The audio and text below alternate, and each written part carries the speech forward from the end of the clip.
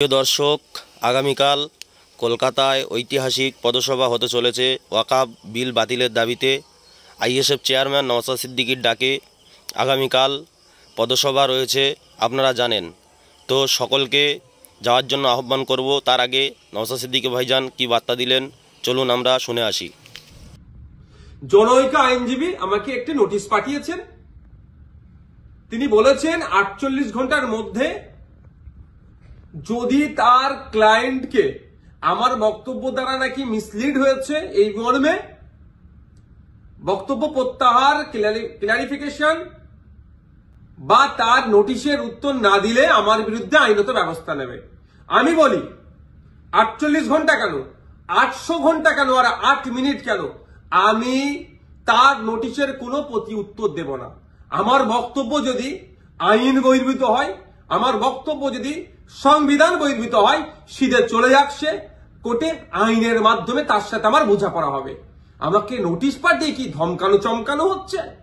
এই ধরনের অনেক নোটিশ আমি খেয়েছি। আমার নামে অনেক মারাত্মক মারাত্মক অভিযোগের মামলা নিয়ে আমি মাথায় করে চলছি, মিথ্যা অভিযোগ নিয়ে। উনি আমি ভয় পাই না।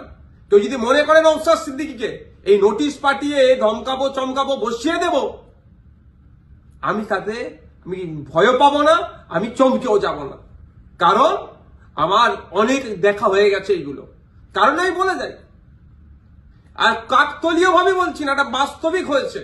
2019 সালে কেন্দ্রের সরকার নিয়ে এসেছিল এক বিভাজনের বিল, সিএএ।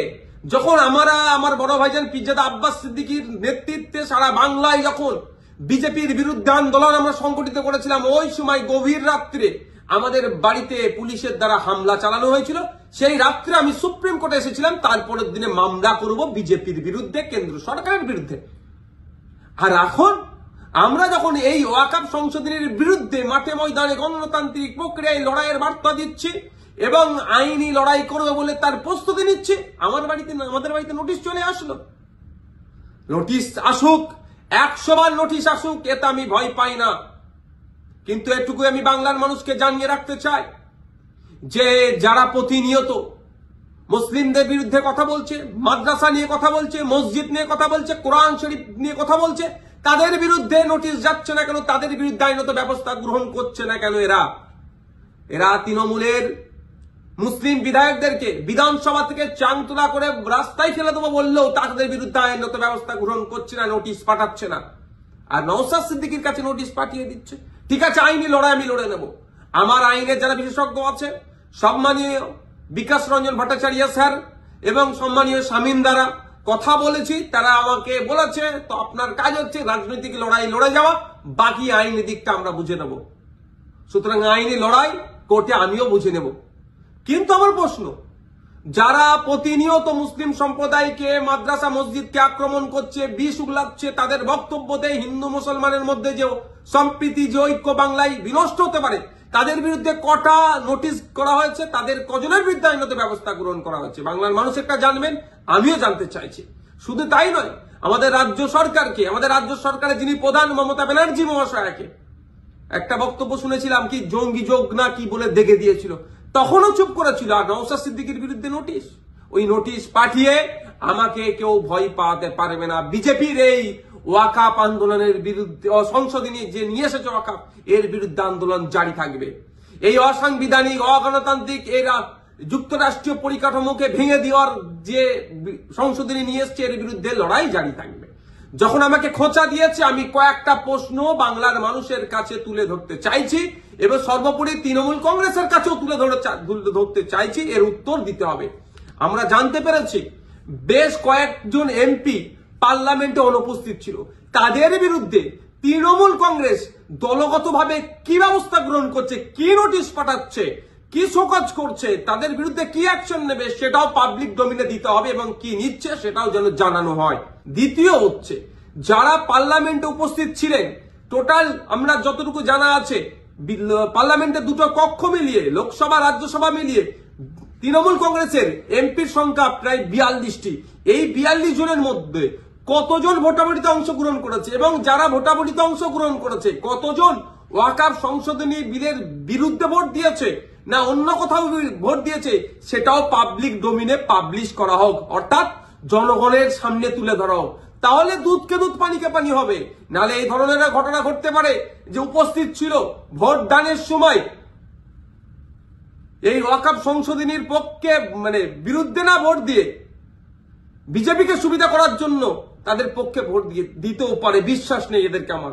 তাই এই ডেটাটা পাবলিক ডোমিনে দেওয়া হোক।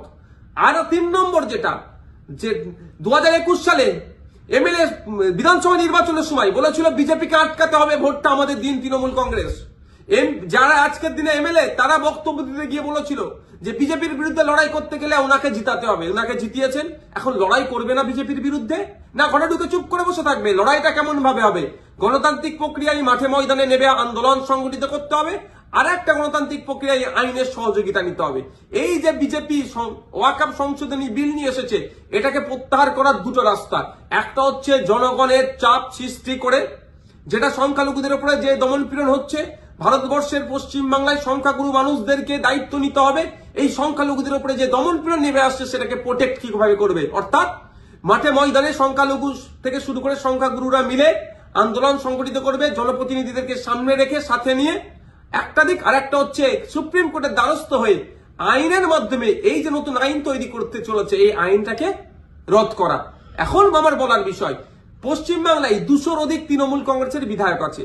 সেই সমস্ত বিধায়কদেরকে প্রত্যেকজন যাতে একটা করে মামলা করে তার জন্য প্রস্তুতি নিতে হবে।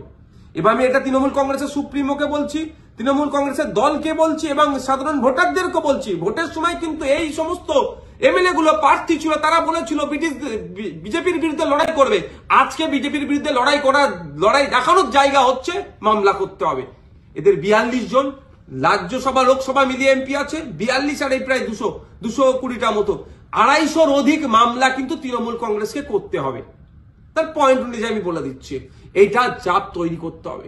আমি নওশাদ সিদ্দিকী আমি একাধিক মামলার দায়িত্ব নিতে পারি, হাজার হাজার মামলা হবে ওয়াকফ সংশোধনী বিলের বিরুদ্ধে, সেটা আমি ভালো করে জানি, বিজেপিও জানে, তৃণমূল কংগ্রেসও জানে, আমি পাবলিকও জানে। কিন্তু তৃণমূল কংগ্রেস কটা মামলা করছে না, মামলা না করে বিজেপিকে জায়গা করে দিচ্ছে, সেটাও পাবলিককে দেখতে হবে।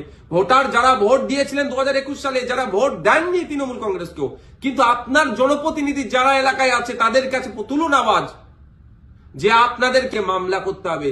মালদা থেকে কংগ্রেসের একজন এমপি আছেন, তাকেও আমি অনুরোধ করছি আপনিও সুপ্রিম কোর্টে চলেন, গিয়ে মামলা করবেন। এখন দেখার বিষয় তৃণমূল কংগ্রেসের কতজন এমএলএ কতজন এমপি মামলা করছে এবং আমরা ভোটাররা কতজনকে মামলা করাতে পারছি প্রেসার বিল্ড আপ করে, সেটাই এখন দেখার বিষয় করবে। আজকে বিজেপির বিরুদ্ধে লড়াই দেখানোর জায়গা হচ্ছে মামলা করতে হবে। এদের 42 জন রাজ্যসভা লোকসভা মিলিয়ে এমপি আছে, 42 আর এই প্রায় 220টা মতো, 250-র অধিক মামলা কিন্তু তৃণমূল কংগ্রেসকে করতে হবে। তার পয়েন্ট অনুযায়ী আমি বলে দিচ্ছি, এইটা চাপ তৈরি করতে হবে। আমি নওশাদ সিদ্দিকী